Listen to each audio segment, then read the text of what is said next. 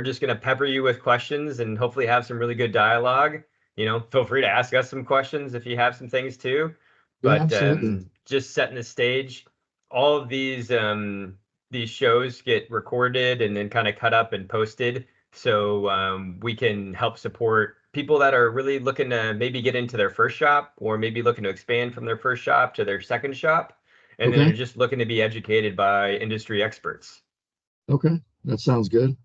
And since you're an industry rock star and you've done a lot of Yeah, cool man. stuff, we wanted to make sure we get you on the show and figure out what we can learn from you, and then share Sure. that with the world.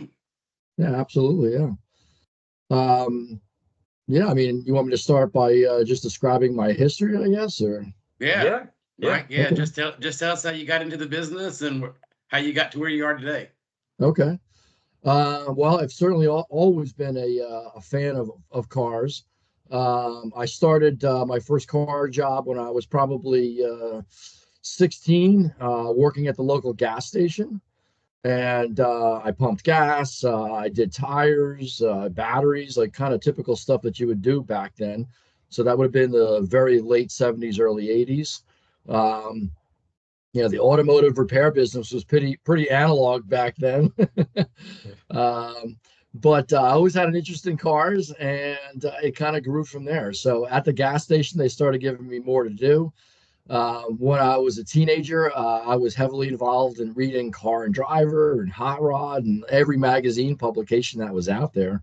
And it grew my interest more and more. And I knew that someday I wanted to be involved in the best cars that were out there, which in my mind were always Porsche. Um, so that's kind of what I gravitated towards. I started working at a foreign auto repair shop when I was 18, and the person that I worked with was involved in racing, SCCA racing. So that was my introduction to track stuff at that time. And so I'd go with him to the track and kind of help out and watch the other cars. And that really got me deeply involved in motorsports. I started volunteering for IMSA teams, and basically just doing anything that they needed me to do, whether it was, rolling tires around, or running parts, or, helping out in the pits, or anything that I could possibly do to get myself exposure. And at that point, I met someone that was very heavily involved in the Porsche world, probably one of the top guys in the country. His name is Peter Daw. He's still around. And Peter actually offered me a job, and I did some IMSA stuff with him. And I worked for him for 4 years, I guess that was probably. Um, I just need to grab a parts delivery order. Is that okay? Yeah, yeah, Yeah. Just give me 1 minute. yeah. Cool. I mean, why not? Yeah. Pause. And this show is brought to you by Shop Controller. That's right. Yeah. Shop Controller is not your typical shop management system. It is more than that. We provide education, service, and take that hospitality approach to technology. Hey, before I was running my business, man, I didn't know what to do, but Mike and the team got me with Shop Controller, and now I make all kinds of money. I love it. Mike, it's pretty cool. Your background, it really resonates with me. I like one of my first real jobs outside of working at the grocery store, right? That was actually my first one, bagging groceries, because that's, I think, all you can do, like when you were 15 back in the day in Kansas. Yeah. But Yeah. I worked at this gas station car wash, Waterway in Leawood, Kansas. And it was the best job I think a teenage boy can have. Like, it was amazing. You're there with all your boys. And, it was the only time that I got, I learned how to drive a stick shift working at the car wash. Sure, yeah, I could see on like why, nice yeah. people's cars, Moving those cars around, yeah. Moving it in there. And then what was really cool is I was a service consultant, and it really relates to the auto repair business, where I had my menu of services, but they were car washes that I gotta sell, and standing out there, and I was shocked on how much money I could make selling car washes. Like, it was Oh, that's just funny. incredible. Like, I mean, I Sure. was 35, $40 an hour selling car washes. And then kind of when it's kind of runs through the wash, you know, you go back over there and help make sure like, hey, it's shined up a little bit. And then you get a $5 tip on that. You know, my parents thought I was dealing drugs. Like, they're like, why are you coming home with all this capital? But I just thought it was a unique story to kind of relate to your background. And then the second point was, you know, you finding a mentor and how important those are to really kind of launch careers for young individuals. Having somebody that can kind of give you like a whole nother perspective of what's out there and what you need to do in the coaching. I mean, I've had just amazing mentors throughout my career. And I think, you know, one of the things that anybody can take away from this show is like, hey, get yourself a mentor. You know, who is somebody that is kind of already, you know, gone to where you're wanting to go. And then following them and learning from them is so important. So I agree. I agree 100% with that. Yeah, it's great to have a guide to give you some insight and also that somebody that you can reflect off of as well, and help your growth. Yep, totally agree with that. Yeah, it's funny you mentioned car wash because I as a teenager I worked in the car wash too.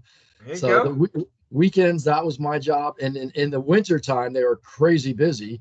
I grew up in New Jersey, so we had rough winters there. So everybody went to the car wash on the weekends, and man, the line was down the street. It was crazy how busy they were.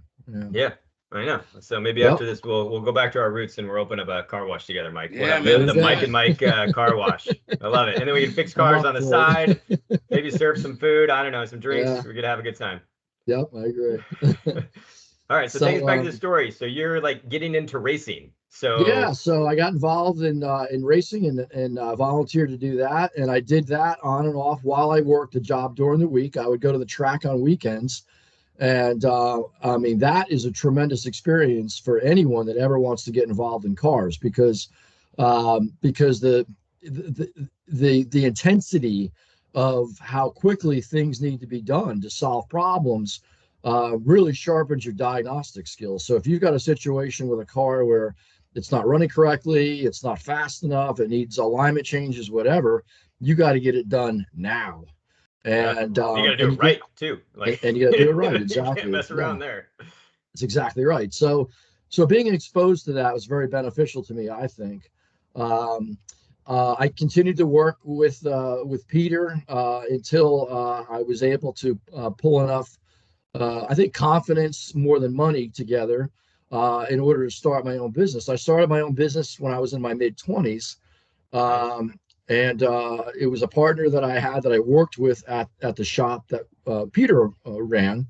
And he and I branched out and we did that until I sold the business to my partner. I was in that business for 35 years, long time. 35 years. And I just sold that 2 years ago.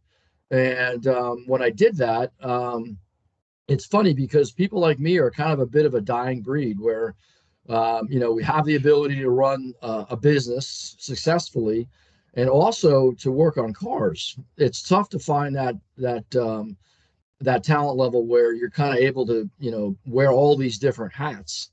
But that's what I'm doing now. So now I'm consulting for a private collector. We do service work for friends of his. And we're very, very busy here. Everything that we do here is pretty exciting stuff. It's a lot of interesting old race cars with a lot of amazing history. Everything in here is extremely valuable. You know, the market for collector cars has gone through the roof.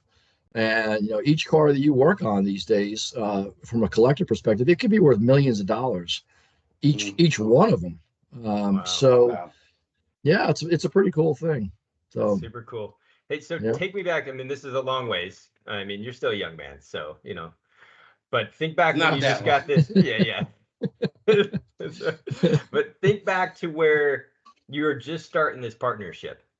Right. And you probably had some interpretation of like going into that partnership. Absolutely. You know, like, you know, hey, what does this look like? Is it a 50-50 partnership? Who's bringing what? Like, how did you set that up? Like, what was your mindset? I mean, I feel like a lot of people watching this show maybe have those opportunities and maybe maybe they're too scared to do it. Maybe they don't know how to do it. Right. What kind of advice would you share with them on, like, obviously it worked out for you. But what were Correct. some lessons learned, and how did you make sure that was successful? Well, the one thing I did that I think a lot of people should do if they don't already consider doing it is writing a business plan. Yeah. The business plan that I wrote up was very involved. I was very fortunate that I had my mom, who we would go out and grab dinner, and we would talk about the business plan. And I brought my notebook with me, and then we would go into her office on Saturdays and Sundays and add to this business plan. So find yourself someone that can assist with that, whether it's a spouse or a significant other, or somebody that can help you, define what your goals are. And I did every step that I could imagine to write that business plan. I looked at equipment. I wrote up big equipment lists, and I just based the equipment list off the shop that I was working in at the time. So it was obvious things like tire machines and scanners and all the things that you can think of. And I wrote them into a spreadsheet, and we wrote prices of what these pieces of equipment would cost. We did the basic layout for what it would take to put a shop together, and then I kind of did some fictitious imaginations as to what it would be for the first month in business, the second month in business, the next 6 months, the next year. And then I based that off of, what my hourly rate was going to be and how much business I thought I would get. So I had a pretty good idea of what I was going to be going into it, just based on just simple guesses, really educational guesses, but guesses nonetheless. Yeah, I mean, it's fantastic. I mean, you've been an entrepreneur from the start. I mean, being able to be forward thinking enough to create that performa, that just even understanding what a performa is. And how do you take those educated guesses of, okay, how many cars, how many bays am I going to have? Exactly. How many cars do I think I can go through here? What is all this equipment going to cost? At what month do I think I'm going to need to be break even? What is the total out of pocket cash that I need to have to make all these acquisitions, pay rent, pay salary, and then to maybe withstand a couple down months? I mean, were you profitable right after the start? That's profitable. I would say that's a relative term. I mean, the answer is yes. But we had very little draw. We both were in relationships at the time, so our spouses were able to help support us during those periods. But I used to joke around that I ate toast for a year, and it's not that far off. I mean, it was not an easy thing to do. The funny thing, I think, is that if I tell people what I started off with capital back then, so granted, this was a very early 1990s that I started this business. Yes, it was a different world back then, but me and my partner each put in $1,500, believe it or not. Wow. And we borrowed money from a mutual friend that we had, and we borrowed $8,000. Wow. Which to us was a big chunk of money. Yeah. And we paid that friend back within a year, that $8,000. That's great. So we were free and clear of debt at that point. And one of my customers that I had for many, many years was an attorney, and his advice in the beginning was, remember, the opposite of profit is debt. So I always remembered that, and I tried to keep my debt to a minimum. I didn't avoid it, but I tried to keep it to a minimum. We always paid our credit cards off in full every month. I treated the incoming money like it was already going to a direction where it was required, whether it was paying bills or whatever was necessary, so that we were never underwater. Any of the equipment that we purchased, we thought about very carefully. We made sure that we were ready to buy it. We never got a loan for the equipment that we bought, because my interpretation of that was the money that you're going to be making on it, you're going to be paying out in interest. So So save up your money and buy the equipment so that when you're making the money on it, you're actually keeping the profit on it instead of paying off a bill or paying off a note. So start off small, carefully grow, and be very careful with where you're spending the money, and keep your your intake that you're putting in your pocket to a minimum. And you think about that very carefully, because that's going to help you grow in the future so you can build upon that. Yeah. And it may take some time. It's not going to happen overnight. The old rule of business was the first year you lose money, the second year you break even, the third year you make money. And I still think that kind of holds true, really, to this day. If you're careful and you plan it, it's a good rule to follow. Yeah. So, Mike, how did you all go about go ahead, with Oh, go ahead. No, you got it. How did y'all go about? You talked about kind of being very careful with the equipment you were buying, and like kind of how did you all decide like what that next step was? Like what was the next the next service you were going to offer, and what equipment might go about that? Was it customer demand? Was it a gut feeling? I mean, were you using data to kind of figure those things out? Walk us through that thought process. Basically, it's funny because when I was a mechanic as a very young person, and the people that I worked with, if I didn't have a tool, I would go over to them and borrow what I needed. And the majority of those fellow mechanics had a rule: once you borrow that tool 3 times, it's time for you to buy the tool. So we kind of use that philosophy as well, where, hey, I'm borrowing this tool from the guy next door, or this piece of equipment. It's time we finally buy our own piece. So, that's how you planned out for what your next purchase was, based on the demand of how much you are really using the tool. Buying a tool that you're only going to use once a year, just to have that tool is silly if you're not going to be using it enough to make a profit off that piece of equipment. Yeah. So curious, how close to your pro forma did you actually get? Shockingly close from a cost perspective, as far as what it was going to take to put the business together. Okay. I think I was a little bit optimistic with the amount of hours that we were going to be charging out. Okay. And I remember that, and I remember thinking, geez, we're nowhere near that. Yeah. But there's a lot of things that come into play, as you know, when you're running a business that aren't necessarily chargeable. The time that you're talking to customers, the time that you're looking up to order parts, the interaction that you're doing with the business to keep things going and making sure that you're staying profitable, all that stuff takes up time. And you do tend to underestimate how much time it actually takes to actually run the entity versus, in my case, physically working on a car. Now, how did you and your partner split up the actual work that needed to be done? Or were one of you like front of the house, the other one back of the house? Were you both kind of like in the trenches, turning the wrenches? It's funny you asked. It's funny you asked that, like? because we had no guide with that, and I didn't know what direction we were going to go in either. And we both came out of a working operation where somebody else was doing all the customer communication. Somebody else was running the business. We were basically just mechanics there. And I had no experience at all with running a business.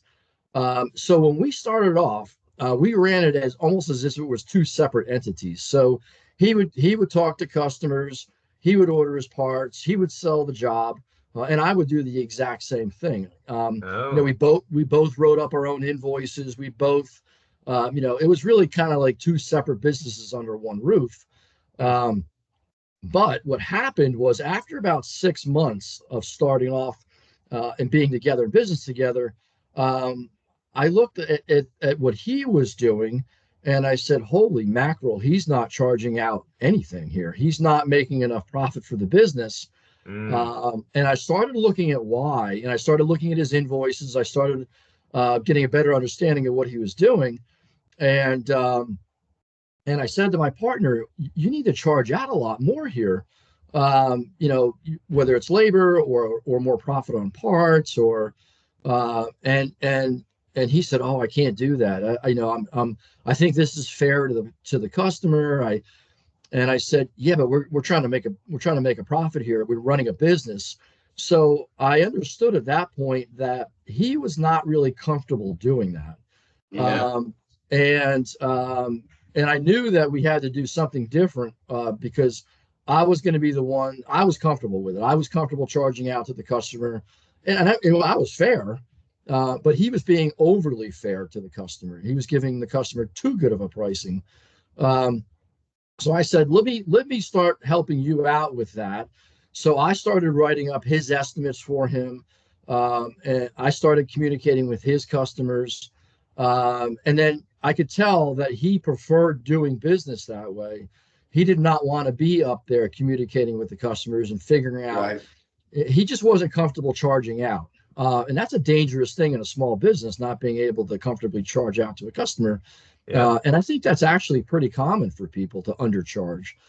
I actually think that's one of the hardest things in business when you're just starting out is I hear it time and time and again, like, hey, you're not charging enough. You're not charging enough. You know, That's exactly you're right. providing a tremendous amount of value. You're providing a lot of service. You know, you need to provide a competitive rate. And you're probably providing more service because if it was just two of you guys, then maybe some of the other shops, you know, it's probably pretty much a white glove type of service. And so you need to make sure you charge for that. Yeah. Well, it's a common mistake for people who are trying to sell, you know, and why, you know, so many like service academies and sales academies is, you know, it's hard not to sell out of your own wallet, right?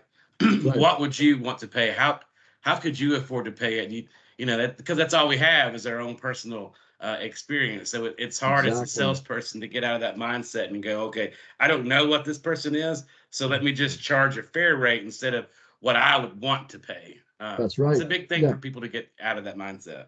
Agreed. Totally agree. I mean, my perception that I developed after a few months of doing this was what I don't ever want to hear a customer say is wow, that's it. That's a great deal, because that means that I didn't charge enough. Yeah. You know, what the ultimate thing that I want a customer to say is, well, that's a little bit more than I expected it to be, but I'm okay with that. Because that means that, you know, I hit the nail right on the head with what I'm charging them. And always, I would follow up with the customer weeks after the car had been picked up, just to get some feedback. And it was always direct communication, never email, never texting. It was always a phone call so that I could hear what their reaction was, and gather another perception if they truly were happy with what the car turned out as and how their payments were and all that sort of stuff. So it's a fine line between not charging enough and charging too much. But it's a game that needs to be played because you want to maximize whatever your profits can possibly be. And that game's still being played today. I mean, we hear it all the time, you know, new shop owners not charging, you know, competitive rates, not necessarily taking advantage of the data, you know, the motors of the world to be able to understand, like, hey, how long should this take me? And what is my competitive labor rate for this market? Yeah, that's exactly right. Or just underpricing themselves in the market, right? Losing out on the right customer because they've underpriced themselves in the market, you know. Exactly. I see that a lot too. Yeah. What's the margin that you shoot for, Mike? Well, when you say margin, you're talking about when it's all said and done as far as net margin. What do you?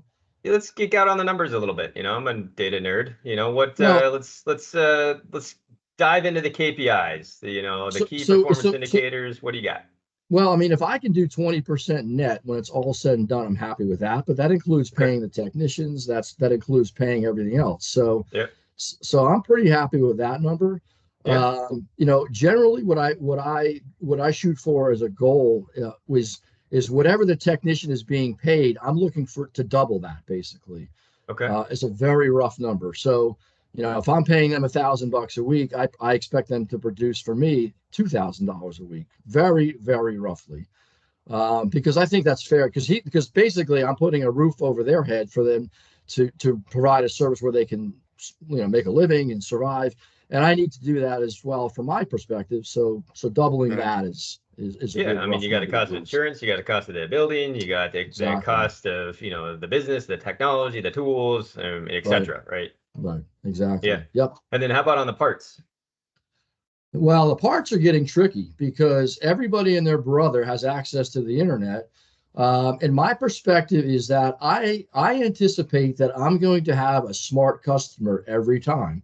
So I don't want to, I want a customer to, I'm expecting that a customer is going to go home and look at the part numbers on their invoice and see what they can find them for on the internet. Even though 99% of the people are not going to do something like that, I want them to be able to say, okay, the price they charge me for that part is fair. Yes, I can get it a little bit cheaper, or maybe even, quite a bit cheaper, but they need to make a living, and they're got to back it up. They have to do their warranty on this part. So it's getting tricky. It used to be that I'm going back years and years and years, that you would double your cost on a part. You can't do that anymore. If you're making 25, 35% on a part, then I think you're doing pretty well. But that's even a variable number, because if you're talking about marking up screws and hardware, and you can do 200, 300, 400% markup on small stuff. Nobody pays attention to that. Absolutely no one. But if you're talking about a piston cylinder set for a Porsche that's $3,000, if you're making 10, 15% on that, I think you're pretty good there, because making $300 on a piston and cylinder set is a decent profit. And that's something that a customer is going to look at. They're going to take the time to look at the big ticket items like that. And you'd be surprised at how many customers take the time to pay attention to that. If they're smart, and they're going to check on you, and expect that they do. They expect that, what's that old, the guy that used to sell the suits, he had a funny saying that I always related to. I can't remember exactly what it was offhand, but the saying was, all my customers are smart. Basically saying that they're shopping around and they're getting the best value. I always took that to heart. I think that that's accurate. So treat your customers like they're intelligent, and make a fair profit on it. There are times when I do allow customers to supply their own parts, but the understanding with that is that they're charged just time and materials on my end, so that if the part doesn't fit correctly, then they're going to be paying for that. And I say that up front. Right. So they're completely aware of the situation, because people think that they save money by supplying the part to you. It's not always the case, though. Yeah, for sure. I mean, there's definitely skill and experience in the actual procurement and sourcing of the parts, right? Exactly. You do it every day. That's part of your job. That's right. For the consumer, for me, that maybe has work done a few times a year, right? For me to go source that, it's I don't know what I'm doing. Right, exactly. Right. You may get lucky once, but that's going to catch up to you. One other thing I wanted to touch on that we briefly touched on there was the sales aspect of selling jobs. Because I think that is vastly underestimated in the automotive business. Vastly underestimated. And I personally think that in a profitable shop, you make your money on estimates. And not only do you make your money on estimates, but you make your money on updating those estimates as well. Because as a car, everybody knows a car is unpredictable. So if you get a customer to agree to a dollar amount for a job that you're doing, and you estimate a little bit on the higher side to give yourself some cushion, and the customer agrees to that, and you can meet or beat your expectations of what it's going to take to do that, that's where you make money.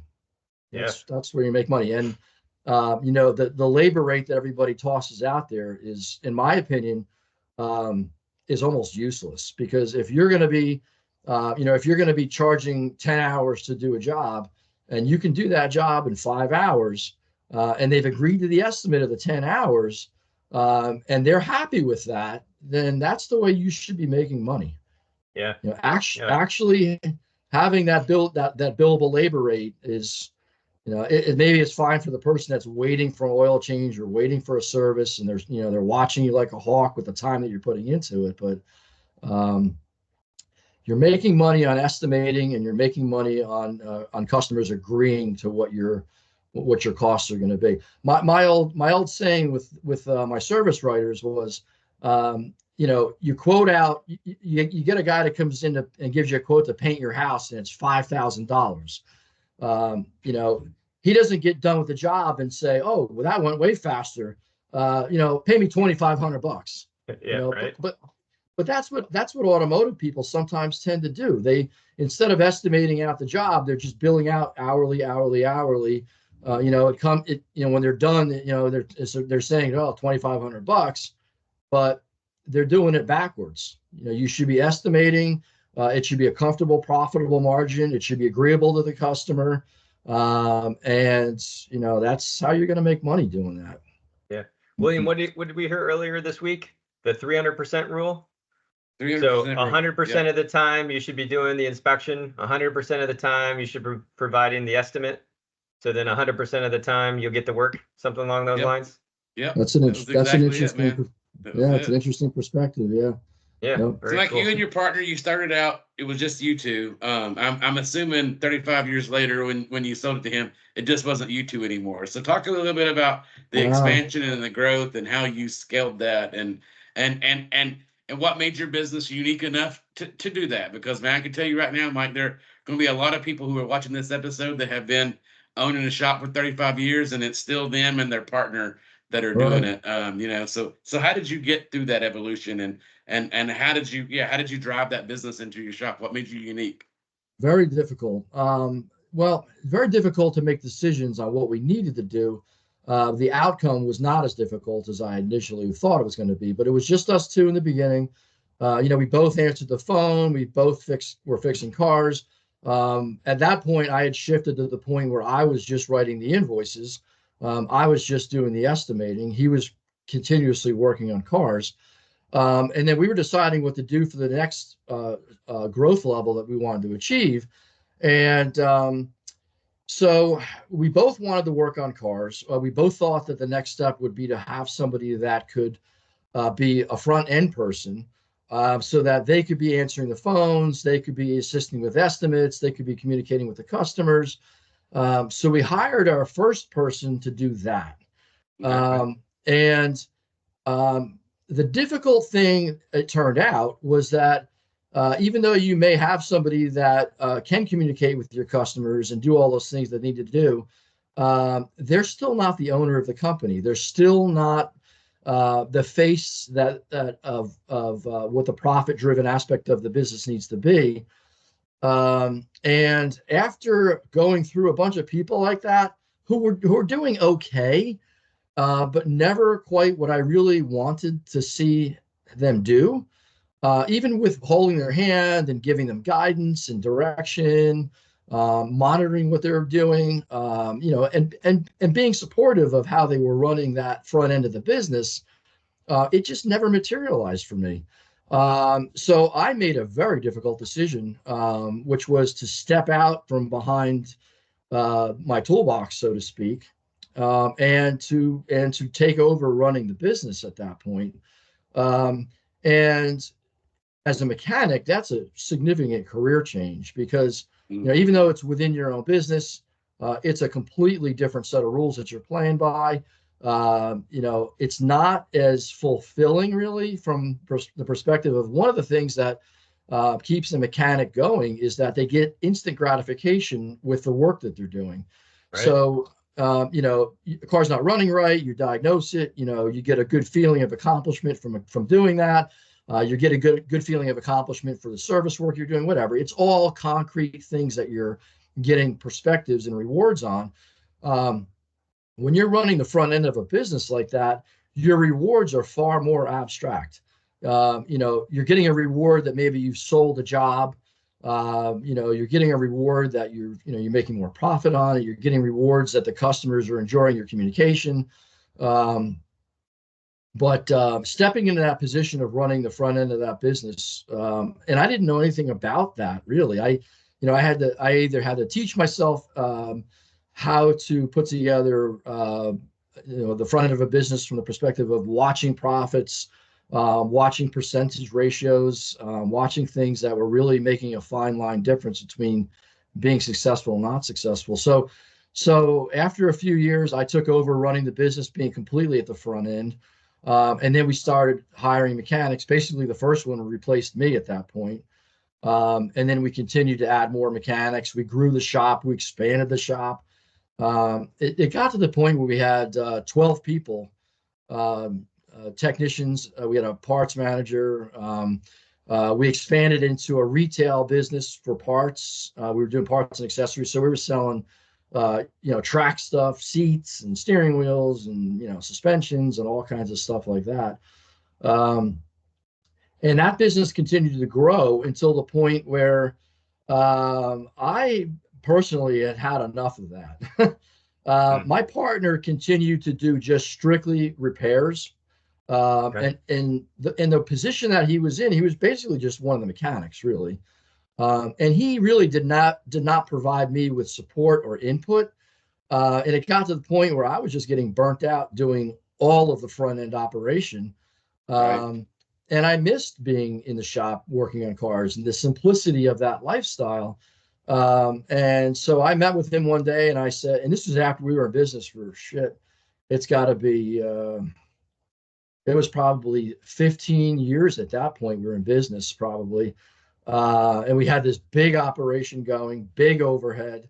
And I said, I'm getting tired of doing this. I can't, I'm losing my enthusiasm. I'm losing my energy. And he and I agreed to downsize at that point. We never downsized to just the two of us. We still had multiple mechanics. We still had a parts person. We still had a secretary, all that stuff. But we did a big growth. We backed off of it a bit, and that's where we remained until I sold the business.